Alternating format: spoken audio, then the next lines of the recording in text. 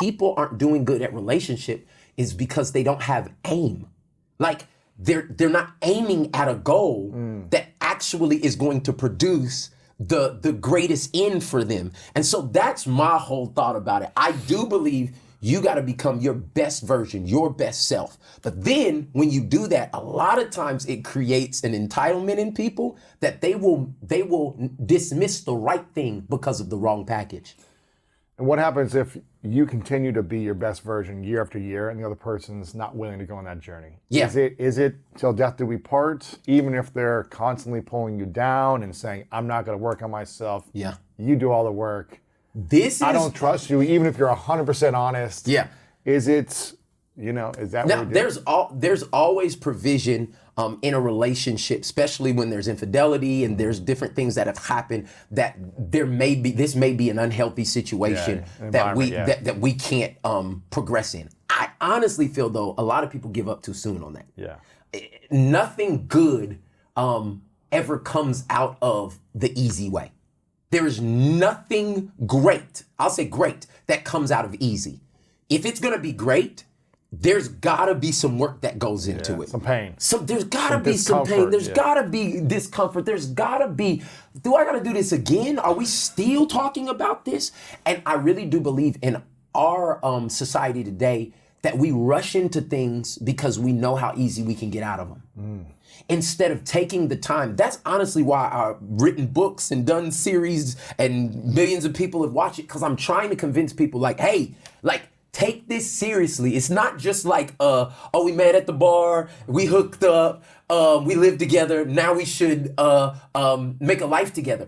And I'm not saying that people haven't been in relationships that have worked like that. I'm just saying that if you had to take a test to get a driver's license, and be able to drive legally in your state, it's easier to get in a relationship with somebody, build a marriage, have kids that are going to affect the rest of us with no actual preparation, no training, no required reading, no counseling, no honesty, hey, just before we get married, let me tell you how much debt I'm in. Hey, just before we get married, let me tell you that your friend and that friend and that friend, I slept with all of them. Just before, there's no requirements. And that's why I'm saying if we don't put that in and build that into the relationships we want, how can we expect, it's gambling. It's like, maybe this will work or maybe it won't.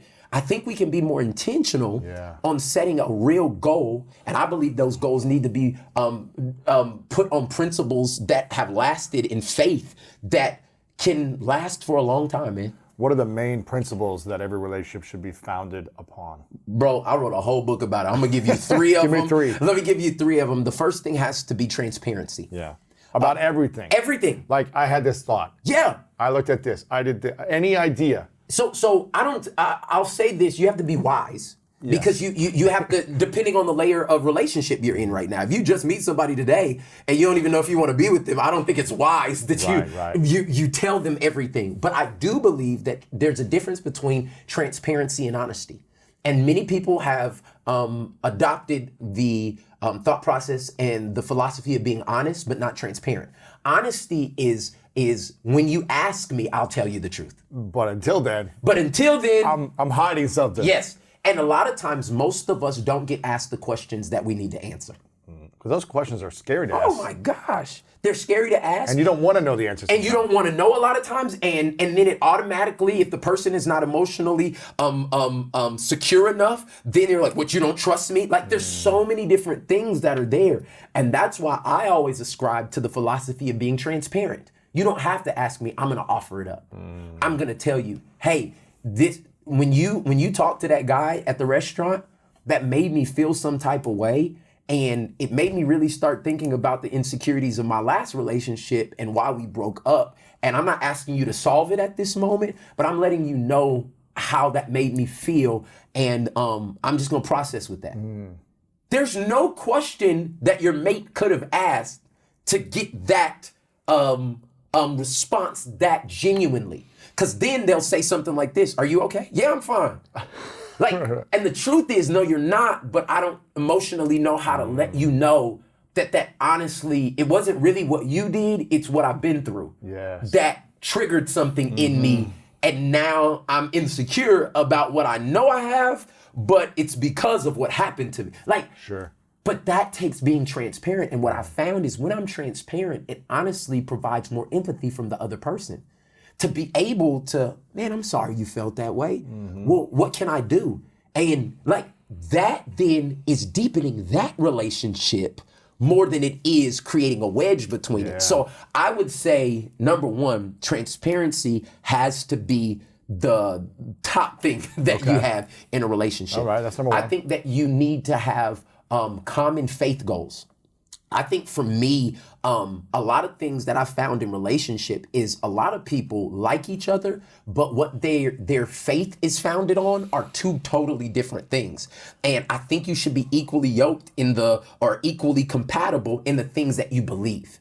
And when you do that, it's easier to have conversations about how to raise children, finances. It's easier to be able to for me and my wife, we're Christians that believe in the Bible. And so there are certain things that we disagree on, and then we can go to the Bible and we're like, okay, but this is something that we believe together. Let's wrestle through this. Let's work through this.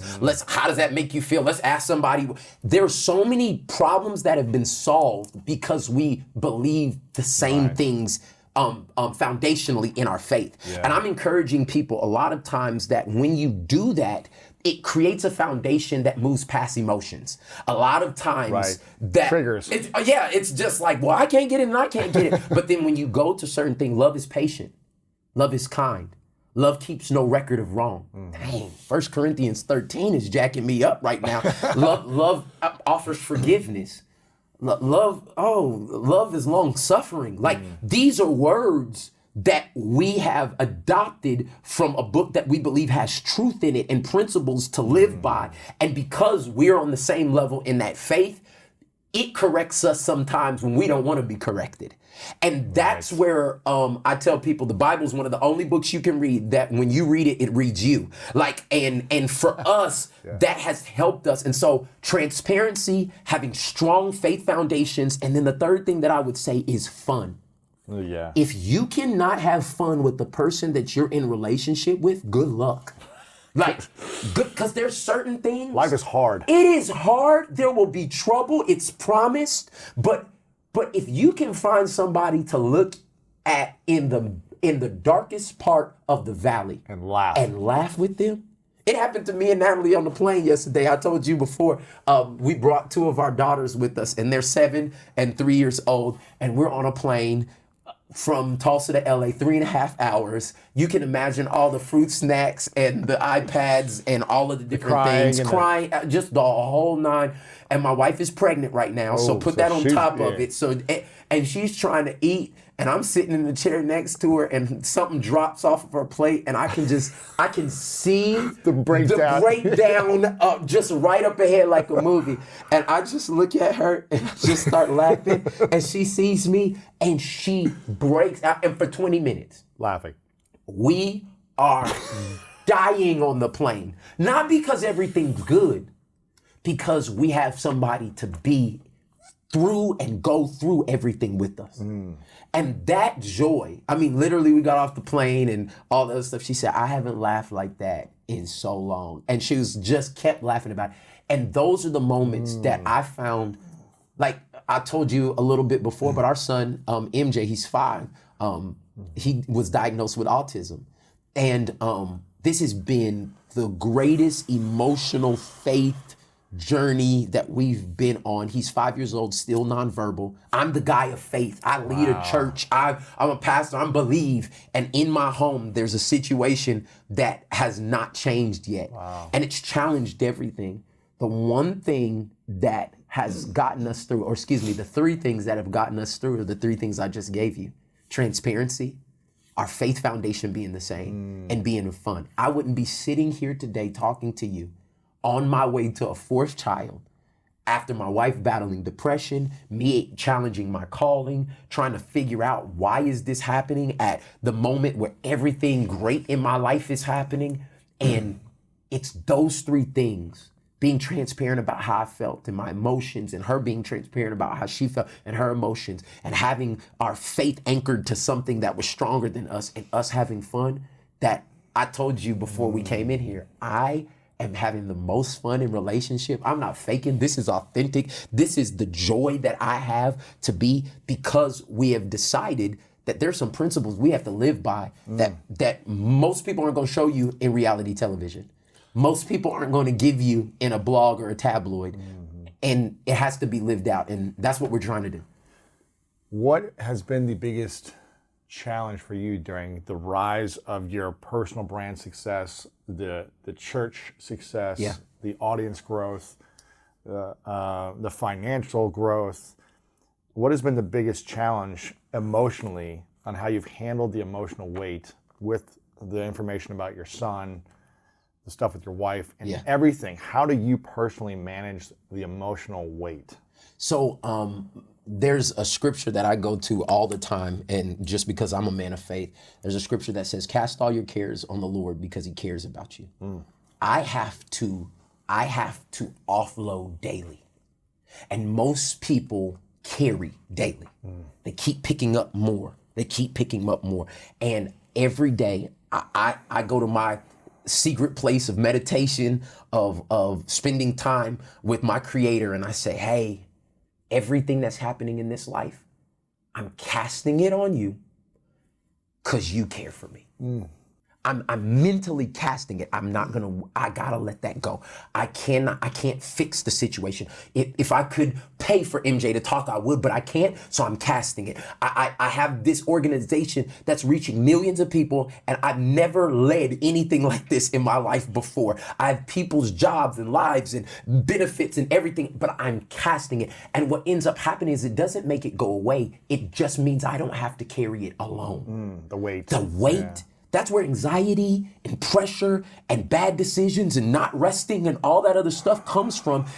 Imagine going to the gym and doing squats, 200 pounds on, you do the squats, you do your 10 of them. Killing. Lewis Howes a beast.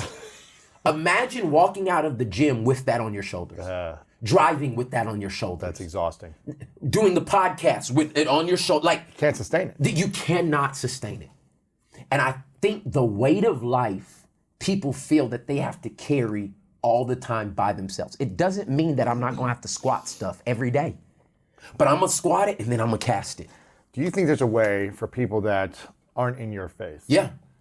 Who don't believe? Yeah. In the same things you believe? Is there a way for people to let go of that weight, even if they don't have the same faith?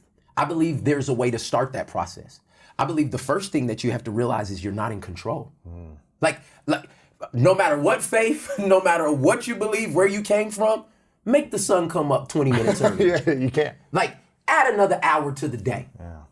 And I think there's this false sense in a lot of our beliefs that make us feel like we're in control of stuff. There are certain things you are in control of, but there are so many more that you're not in control. The business failed, coronavirus. How? And so I think that if you first recognize that you're not in control, then it gives you the ability to see what you are in control of. You are in control of the toxic relationships you let into your life. You are in control of what you do with your time. One of the other reasons that I feel like during this, what I call the whirlwind of change in my life, why we've been able to sustain and be anchored is because I made some very hard decisions to do less when everybody was telling me to do more. I can't control that my son has to go to therapy 3 times a week, and I can't control what's happening with this business and with this, but I can control what I do. So when we went from 4 speaking engagement requests in 2017 to over 3,000 a year later. Crazy. Nuts. I still did less than 5. Really? Because I knew that I couldn't control everything. But what I could control is the pace and that I was graced for. Like, I believe everybody has a pace that they go, that they're graced for. And anything that you do outside of what you're graced to do, you have to sustain or carry that weight by yourself. How many people, you got a successful business, but somebody told you need to double it. So you started another one. And now the other one's killing you. You were graced to be successful at that business. But because now you've seen some success and you want to do it, now you're going to lose your family 3 years from now because what was supposed to be enjoyable and now give you freedom to be able to spend time with your wife, your kids, your family, your whatever like that. Now you've put something else you weren't graced for, and now you're falling under the weight. Those are the things that I really do believe that when people step back out of this, like, I got it all handled kind of mentality and say, hold on, I can't control everything, but there are certain things I can control. And they start taking off the things that that are weights on their life. Yeah. Like, and putting those aside, I believe that gives you the margin. This is a big word that people need to adapt in 2021 is margin. Most people do not have margin for life. They don't have a margin of time, space, mental energy, money, right? Nothing. So at the moment, you're at the brink of everything. And when life happens, because it's gonna happen. You're gonna break down, man. And this is why you can't hold it all up. This is why somebody that's worth $500 million can jump off a building. Because what you got everything, you got all the connection, you got everything. It's because there was no margin. There was no relational margin. There was no financial margin. Yeah. There was no spirit. And I don't know what it is for every individual, but everybody has to be able to evaluate that in their own life. And I think that is something that is key to everybody being healthy. I think I heard on an interview you talked about where you had a mentor that taught you about, or just told you, hey, listen, as you continue to grow, it's going to be important to have space, time every year that's just for you and family. Yeah. So when was that? Who was that? And how has that process been? So I am grateful and thank God for mentors. Ones that I've met and ones that I haven't met through books and all that other stuff. Because you don't know what you don't know. But you can learn from people who have been there before.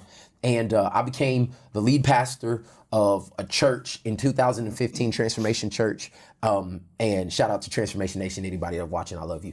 But I became the pastor of that church. And what ended up happening was a mentor set me down. His name is Tim Ross out of Dallas, Texas. And this was such a divine moment in my life. How old were you? I was 26 when he told me this. And I'm about to take over this church. I didn't know anything about leading this type of congregation. I was a music producer. I was supposed to be at the Grammys, and now I'm about to be a pastor of a church. I'm like, what in the world is going on? And he said, listen, you're going to need a month break every year so that you can be able to calibrate what has happened to you, how to heal from it, and how you move forward. Wow. I'm like, there's no way I can do this. It's February, and I'm about to be the pastor of the church, and I'm leaving in June for a month. I was like, I'm gonna come back. There's no church gonna be there. The building's gonna be burnt down. All that. He said, no. I'm telling you, if you don't take time, he's like, even if it's not a month, whatever you can get, if you don't take time to do this, he said, you're gonna look up and be somebody you don't want to be. And I had the presence of mind to say, all right, I trust you. I don't know that. I'm gonna do it. When I tell you, Lewis, that this has given me more mental clarity about my calling, my relationships, my family, my future, and my success than any other thing. It's better than meeting anybody. It's better than networking. I get to be with me and my Creator and decompress and relax and celebrate and grieve and be able to grow. And it's like being flushed out and ready and open for whatever's next. And it has been the most life-giving. Relationship goals happened after I was on sabbatical. Like every great thing that I've ever done came after I took a break. If you're looking to learn more about healing your body and your mind, then make sure to check out this powerful video with Dr. Caroline Leaf. Depression and anxiety, and those are simply telling you, hey, there's a pattern. That pattern is actually putting your body under tremendous stress, even to the point where your DNA is affected